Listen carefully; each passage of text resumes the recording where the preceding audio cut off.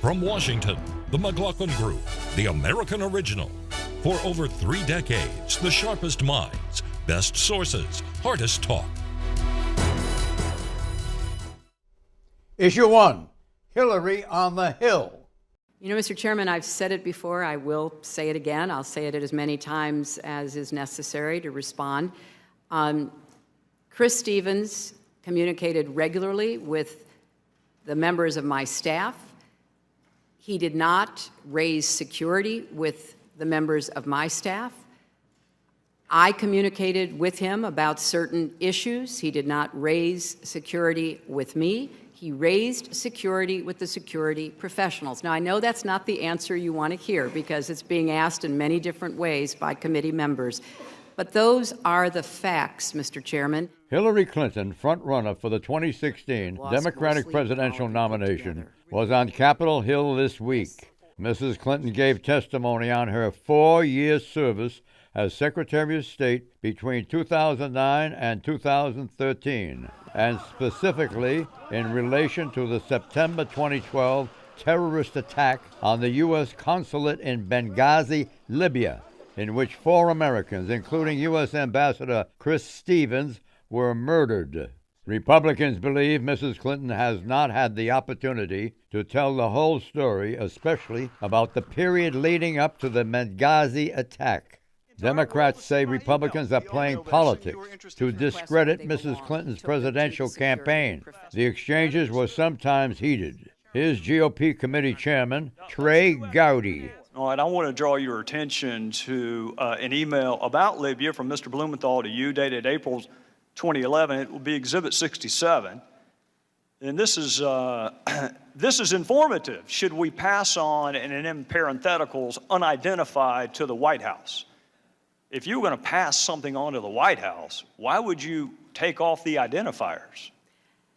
Because it was important to evaluate the information, and from a lot of intelligence that I have certainly reviewed over the years, you often don't have the source of the intelligence. You look at the intelligence and you try to determine whether or not it is credible, whether it can be followed up on. Well, I'm going to accept the fact that you and I come from different backgrounds, because I can tell you that an unsourced comment could never be uttered in any courtroom. You have we're to not have talking the about right. courtrooms, Mr. Chairman. No, we're talking about intelligence. No, we're talking about credibility and the ability to assess who a source is and whether or not that source has ever been to Libya, knows anything about Libya, or has business interest in Libya, all of which would be important if you were going to determine the credibility, which I think is why you probably took his information off of what you sent to the White House. Who is Sidney Blumenthal, and why did he feature so prominently in the Benghazi hearing? Tim Cronin. Sidney Blumenthal is sort of a classic Washington figure, a former Clinton administration official who now is an operative using his political experience to do things like do business in Libya. And so he's kind of that annoying friend you have who emails you things constantly, that he's Hillary's annoying friend, but she would pass on some of his intelligence higher up, as that Trey Gowdy thing was showing. And it also came out in this hearing that he had access to Hillary's private secret little email that she moved away from State Department servers, while top State Department officials like Ambassador Stevens didn't. Eleanor? The Republicans are trying to turn Sidney Blumenthal into a Svengali type figure and suggesting that he was behind all of the Libya strategy and is secretly whispering in Hillary's ear. It's ridiculous. And the 11 hours of badgering her, she withstood that. In my history, I can't remember another man or a woman being subjected to that kind of questioning over that long period of time and doing as well as Hillary Clinton did. And this was a select committee. They chose people on it. Several of them are on the Republican side are former prosecutors. And they hammered away at her as though they were in a courtroom and they were going to create reasonable doubt in the minds of one juror. A political prosecution, in the best sense of the word, is very different. And in tone and style, the Republicans really fell on their face. And they, one more time, Republican overreach helps Hillary Clinton. This is another hurdle she's now gotten over on her way to likely capturing the Democratic nomination. Let's get back to Sydney. Who was Secretary Clinton's main advisor on Libya? Ambassador Stevens or Sidney Blumenthal? I think the State Department bureaucracy. I think there are a number of failings that come out of this. To some degree, Eleanor is correct that Republicans, clearly some on the panel, it was obvious in the political tenor. But there are serious questions to be asked in terms of the video coming out, the change of rhetoric there, the clear impetus on the part of the administration to avoid a terrorism concern going up to the 2012 elections. Also, Sidney Blumenthal taking the caveats off the emails. I mean, I felt that was ludicrous what Hillary Clinton said there as an excuse, that she didn't want his name on there because she wanted the intelligence to be judged credibly. Well, unless you're doing human asset protection for a covert spy, which Blumenthal was not, you put the name on there so the president's senior staff can see what's going on. But again, look, I think the ultimate fact is, since the McCarthy comment, Republicans have shot themselves in the face on this, and ultimately, everyone is saying, look at the coverage. Today, she's campaigning on it. She delivered, at least in political terms, a credible performance. Who's McCarthy? Kevin McCarthy was the House Majority Whip, but he made that comment about that it was politically. Blumenthal was a special assistant to the president in the Bill Clinton White House and on the payroll of the Clinton Foundation, while simultaneously giving political and policy advice to the Secretary of State Hillary Clinton, especially on Libya. Did you know that? Yes, and he's an interesting figure. He was a journalist for a very well-respected journalist. Wrote a lot for the New Yorker. Before doing that, he's still a respected author. He's working on a 3-part Lincoln biography. Lincoln as a politician. He's quite an interesting figure, and he was there for the Clintons at their darkest moments towards the end of the first Clinton administration. And the Clintons are nothing if not loyal, and so they have stuck with him all that time. And one thing that hasn't been talked about at all by either side here, and I think there's an obvious reason for it, is that Ambassador Stevens was a particular type of ambassador. And I would say this in the best way possible. He was kind of a cowboy. He was somebody who took a lot of risks, and he did so knowingly. He wanted the U.S. image in Libya to be one that was fearless and upfront. He would go jogging around Benghazi without any security protection. He was trying to let the local people there know, that he didn't look at them as enemies. And when you take risks like that, terrible things can happen, and that's what happened here. But Hillary Clinton doesn't want to raise that issue, because then it sounds like you're blaming him for what happened. Well, but I would say one thing though, as an addendum to that to some degree, right, State Department, it goes Bureau of Diplomatic Security, the assistant director, whatever, gets the briefing. Someone really did screw up in terms of not providing security. I agree. I agree. But let's agree. But the one thing that came out, which hopefully we could all agree on, is that someone's head should have rolled in the government bureaucracy. There were 7 or 8 other investigations, excluding one at the State Department, and 4 heads did roll. Well, but they didn't get fired. That's difficult to do in government. You transfer people and whatever. So unless you change our civil service rules, But that has all happened, and that's the whole point. This investigation, so-called investigation by this committee, is just a rehash of everything that went before. A few heads rolling isn't the problem here. The problem, part of the reason there wasn't security there, is because Obama and Clinton both wanted to make sure there weren't boots on the ground. They had a specific strategy of a drive-by war. We're going to do regime change, but unlike President Bush, we're not going to occupy the country. That was the decision. That's what Hillary pushed for. That's what Barack Obama agreed to. That's what Susan Rice pushed for. That was part of a very bad decision to have a bad war and no occupation. You're conflating military boots on the ground and embassy-like protection. You can do that. Hillary Clinton you can do that with Blackwater and other. Okay, there is a contradiction between Hillary's private emails and public statements dealing with the terrorist nature of the attack. Which of the two is more newsworthy? You care to reflect on that, Brian? Sure. So their emails emerged, they didn't emerge at the hearing, but they were rehashed at the hearing, showing that she had told particular people, some leaders in the Middle East, her daughter, that there had been an attack on the consulate, and people had died as a result. Subsequent to that, she said that this was related to a protest, and so it was portrayed as quite a gotcha moment. And certainly some members of the families of those who died didn't like where that was heading. I think that what you've got to remember here is that it was Ansar al-Sharia had claimed responsibility when she was telling people that this was an al-Qaeda linked attack. They then withdrew their claim of responsibility, and the person who was eventually captured and who led this attack has since said, yes, I was ticked off about that video and it had something to do. So it's not as if we're talking either or here. How come Stevens had little or no contact with her? Well, him having her personal email or her home address just, is not the most efficient way. He didn't even have her private email. But what do you need that for? He was only in the post, I believe, for 4 months before he was killed. Unfortunately, he was in touch with a lot of people at the State Department. I don't think it's unusual that he was not on the phone with Hillary Clinton. What do we know about Stevens' private life? What do we know about Stevens' private Well, life? We as know Ryan that he said, loved his job and that he spoke the language and that he wanted very badly to go to Libya.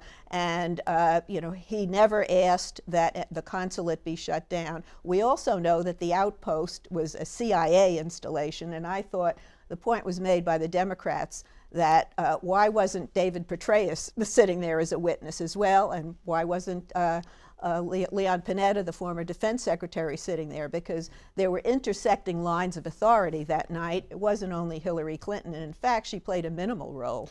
Is it true that Blumenthal sent more emails to her on Libya than any other source of information? Yeah, I think it is. And I don't again, believe that's the case. The relevant thing here is why his sort of input on this comes across as a little bit sketchy is because he did have business interests there. And we know, I mean, this is something the left is very good at reminding us of. When somebody has money at stake in something, that maybe you ought to take what they're saying with a grain of salt. And in this case, it seems that Hillary put a lot of credibility in Blumenthal's Libya there's emails. no evidence that anything came of any of his memos. There was no change in policy, nothing in effect. From the strikes emails we've me seen. that it's all the ones we haven't seen. Well, we don't know. It strikes me that she was doing at one point what she said. You pass along something kind of as a courtesy, and you kind of get it off your plate and you put it in somebody else's. And Sidney Blumenthal is a good friend, and she's not walking away from that. But chief advisor on Libya, no way. Exit question: whose credibility improved the most at the Benghazi hearing? Former Secretary Clinton's credibility, or Committee Chairman Gowdy's credibility?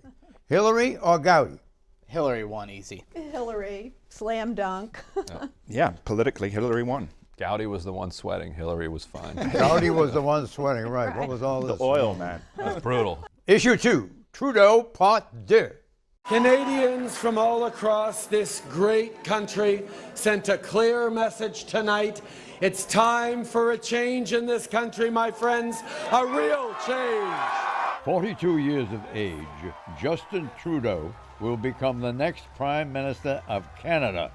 In a major electoral victory this week, Mr. Trudeau's Liberal Party won a parliamentary majority and unseated Canada's current Prime Minister, Stephen Harper, and his Conservative Party. The son of Pierre Trudeau, the former Canadian Prime Minister commonly regarded as the father of modern Canada, the younger Trudeau campaigned on a policy of infrastructure spending and higher taxes on the wealthy. He will also end Canada's military involvement against the Islamic State, known as ISIL and ISIS, terrorist group in Iraq. President Obama hopes Mr. Trudeau will end Canadian pressure on the U.S. government to authorize the Keystone XL pipeline project. Question: what does Mr. Trudeau's victory mean for U.S.-Canadian relations? Eleanor Clift. Much warmer relations with President Obama. The outgoing Prime Minister, Stephen Harper, was a climate change denier. Justin Trudeau says he will lead the delegation to France later this year. On the Keystone Pipeline, Trudeau still supports it, but it's not at the core of his being the way it was for Harper. And what Trudeau is advocating to pull the Canadian economy out of the doldrums is deficit spending and infrastructure spending, and we would love to have that in this country as well. So I think there's going to be a real meeting of the minds between these two leaders. Now, he is pulling Canadian planes out of the ISIL strikes, but he says he will continue Canadian involvement in training fighters on the ground. And their planes are a minuscule part of the U.S.-led mission, so I don't see that as a critical. Yeah, I don't think we turn to Canada for their defense power in most of our operations, but the Keystone thing is big because Trudeau actually getting a majority of the parliament without needing to pair up with the new Democratic Party that they have there. That was the anti-Keystone Party, and a lot of people thought that Trudeau would form a coalition with them. He didn't need that, so the stock of TransCanada, the Keystone Company, went up about 3% in early trading the day after Trudeau pulled out that absolute majority. So if the U.S. is pro Keystone, then that will warm the relations. You like Trudeau, don't you? No. I think that the deficit spending is horrible, Yeah, and I think it'll be a great experiment where Canada goes into socialism and we see how bad it goes, and then we can walk away. He's stolen my line. Sorry. There. No, but I think that's exactly right. But the benefit is, right, that we have to debate. We are going to see what happens here now with deficit spending. Canadian taxes at those higher rates are very high already, and we'll see whether the same thing that happened in London and Paris with a capital flight occurs in Canada. Is Bieber going to move into the United States? Well, we will see. But so it's a great experiment, I think. Yeah. Right. Do you think that, what do I have here? Infrastructure spending, higher taxes on the wealthy to boost Canada's economic growth. Will it work? Yes. Yes, make the case, work. Ryan. It'll work. It's it's not rocket science. This stuff is easy. When there's slack in the private sector, the public sector steps in, makes some investments, and the economy grows. And as the economy grows, more tax revenue comes in, and your deficit in the long run ends up actually going down. So Does that add credibility to Bernie Sanders and Hillary Clinton's proposals to raise taxes on higher earners in this country? But I think it also, does. Ryan makes a good point there. Canada's going through something like a recession because they're so dependent on the oil revenue. With the oil prices dropping, they're in a different economic point. The Keynesian argument that Ryan's making and Trudeau's making does not apply to the U.S. at this time. Even if you buy into but there's something sort of global going on between the U.K. and now Canada and the rise of Bernie Sanders here and the focus on income inequality. I mean, the electorates in various places are saying things have gotten out of hand. The UK gave Cameron a huge majority just because Labour put up a socialist, a crazy socialist. Where is the gap between Canada and the U.S. likely to widen? We're still great. We're still great friends with. That's a shame. Marijuana policy could be. I do be find one that place. interesting as a policy thing. As much as we talk about this inequality and moral issues, liberals in the new liberalism seem to have very little interest for people abroad who are being oppressed. Canada's economy, Islamic State. Canada's economy is in a mild recession, and its dollar now trades at 80 cents to the U.S. greenback. What will that mean for U.S.-Canadian trade? I ask you. You used to get to Canada. Yeah. Well, I think the trade relationship will improve. There's still a strong trading partner, but Trudeau is not keen on the latest trade pact, so he's aligning himself with the sort of the progressives in this country. Oh, very much so. Higher taxes on the wealthy and infrastructure spending. It's time the wealthy paid their fair share, John. There's a lot of slack, and one of the problems facing U.S. industry today is that China and other countries are really reducing their demand for U.S.-made stuff, for raw materials, whether it's agriculture or other things like that. And if that keeps up in Canada, that adds economic pressure. So we take no joy in the Canadian recession that's going on there. But I think that Trudeau had to campaign on something that's this very polite anti-Americanism. That's a big part of their politics there, where they have to be not hate America, but distinguish themselves from America. But in practice, campaigned in a very optimistic way. He talked about doing things in sunny ways. Yes. So. Well, let's sober I think up our politicians let's sober up a little bit. That. In this country, political dynasties like the Bushes and the Clintons are said to be falling out of favor. Does Trudeau's election belie that trend, or is he going to fulfill that trend? I think Hillary had such a good couple of weeks here. I wouldn't say the Clinton dynasty is falling out of favor. And I think in Canada, they remember Pierre Trudeau very fondly, and they're glad to have Justin. So I won't comment on I the think Bushes. a vulnerability with Justin. Some people in Right. Canada think that Justin is a bit, all show. So they'll be judged closely in the coming months. But again, I do think it is fantastic that we have, to both sides of the debate here. We're going to see that experiment in governance and see what happens. Well, we're going to see Bernie Sanders and Hillary Clinton's proposals to raise taxes on higher earners. We're going to see that fulfilled. Well, they can appoint to Trudeau if he does well. If one of them gets to the White House, yes. Issue 3, Biden bows out. As my family and I have worked through the grieving process, I've said all along what I've said time and again to others, that it may very well be that that process, by the time we get through it, closes the window on mounting a realistic campaign for president, that it might close. I've concluded it has closed. After months of grieving for his son, Beau Biden, who died earlier this summer, Vice President Joe Biden told Americans this week that he would not run for president. Mr. Biden's decision means the Democratic presidential field is now 3 strong, including Hillary Clinton, Bernie Sanders, and Martin O'Malley. Earlier this week, Jim Webb and Lincoln Chafee dropped out of the Democratic race. Hillary Clinton's supporters are now breathing a sigh of relief. Mrs. Clinton's path to the Democratic nomination seems open. Nevertheless, Mr. Biden rebuked Mrs. Clinton for her comment that Republicans are quote-unquote enemies. I don't believe, like some do, that it's naive to talk to Republicans. I don't think we should look at Republicans as our enemies. They are our opposition. They're not our enemies. Question, what made Biden and Chafee decide against running? Tim.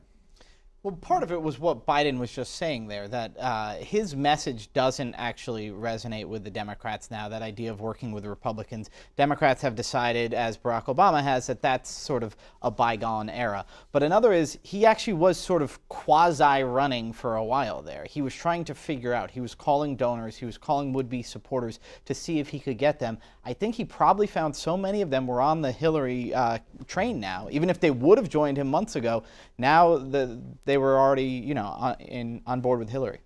How did Hillary edge Biden out, Eleanor? I don't think she edged him out. She co-opted the liberal position. His only path was to come in and save the Democratic Party from a front runner that appeared to be in a death spiral. She performed well in the debate. She's handled herself very well, and he made the appropriate phone calls, and he would have come in probably as a distant third. He would have taken votes away from Hillary Clinton, set the two of them up for a bloody fight, and whoever survived, and it probably would not be him. So this was not a viable option for him. I just want to say one thing about the comment about Republicans. Hillary said in a lighthearted way when asked what kind of enemies she made, she mentioned, I think, the drug companies, maybe the insurance companies, the Iranians, and she said, no, and I guess the Republicans too. As a senator, she worked across the aisle with, John McCain and many other Republicans. So I don't think she's closing down the avenue to the other side. But she has certainly given notice that she's a fighter. And Republicans were her best friends at the Benghazi hearing this week. They certainly boosted her. One key factor in Biden's decision, as we've since learned, was when Jim Clyburn of South Carolina came out in an interview with HuffPost's Howard Fineman and said, Joe, don't run. Just a month earlier, Clyburn, who's a huge power broker in South Carolina, particularly with the African-American vote, which he needed to win to have a path to the White House, had said, Joe, you should run. You should think about running.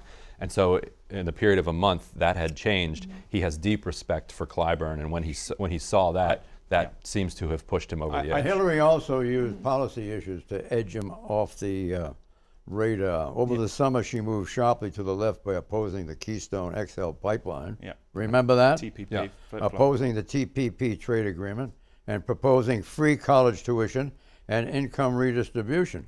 Yeah. So you don't need Biden Well, anymore. I do think it is trade. I disagree with, and I think that Hillary Clinton has been playing up that kind of, bite against the Republicans and generate the base as a counterbalance against Bernie there. Well, who doesn't do it? But Biden doesn't. You talk to people on Capitol Hill, Biden has a reputation for being one of the most decent men in D.C. I think that's why you saw so many people. So Hillary's indecent?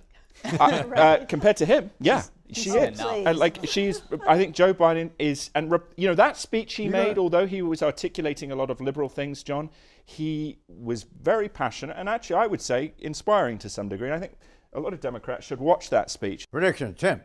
The New York Mets will win the World Series in 5 games or fewer. Eleanor. With Congress's failure to deal with the gun issue, gun safety advocates are going to turn more to what are called smart guns, personalized guns, child-safe guns. And the NRA will resist that, but it's going to happen. Paul Ryan will restore unity in the Republican Party and get high ratings in his coming days. Also want to say congratulations to Angus, Sinead, Veronica, and Reed and Finn. Well, whatever that means. Ryan? And I'll say Paul Ryan will actually survive for an entire year as Speaker. Well, I might as well go along with this. I predict Paul Ryan is destined for political stardom as the next Speaker of the House of Representatives. If there is a Republican victory in next year's presidential race, Ryan will become one of the most politically prominent players in Washington as the next president's agenda is enacted. Yeah. You want to add to anything I just said? And if he doesn't, he steps down. I think he is very popular. He will unify, and he brings as well. I think he is important for the Republican Party in terms of the intellectual caliber that he brings. You share that view? Yes. You think he's smart? I do. Well, he'll be a player even if there isn't a Republican president. He's going to be the, if you're Speaker of the House, you're a player. I know he's smart because he tells us that regularly. Right. Must be true. I can't improve on that. Bye-bye.